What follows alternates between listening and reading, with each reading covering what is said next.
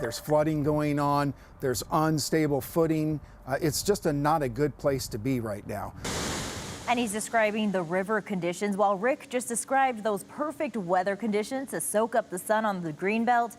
Tonight, Boise Fire is cautioning people because of those dangerous river conditions. News Channel 7's Jude Binkley spoke with Boise Fire about the hazards they're seeing on the river right now. Jude. Well, sure, now that we're finally done with the winter weather, fingers crossed, Boise Parks and Recreation expect record crowds on the Greenbelt soon. But they say right now is not the time to grab your tubes for float season or go for a swim in the river, at least while river flows are this high.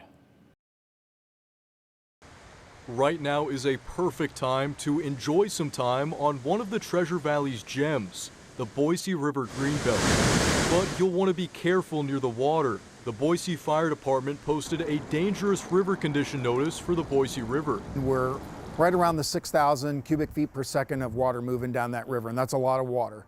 It's extremely fast, it's very cold, there's debris in that water, and because of the rise in the water, it's creating diminished clearance or less clearance under the bridges of the Boise River. While you can still soak up the sunshine on the Greenbelt, we just caution folks to be aware that those flows could be very, very close to the riverbank, which is close to the Greenbelt. Near the river, you'll want to keep an eye on your kids, yes, everyone's kids, and your pets. If you're taking your dog for a walk along the Greenbelt, do so with the animal on a leash.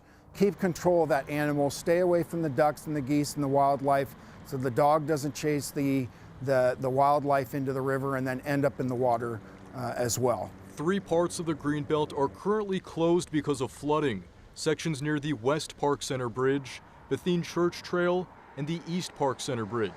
It's also possible more sections could close too. We do anticipate as the levels go up, another 500 to 1,000 CFS, which it could happen in the next week or so. That could result in some other Greenbelt closures as well. Adhere to the signage if you're going to be on the Greenbelt. Make sure that you are paying attention to the detours that are there, and just enjoy a really safe experience, whether you're on the Greenbelt or in the foothills. We're just really asking the public for some patience right now as we get through this water push.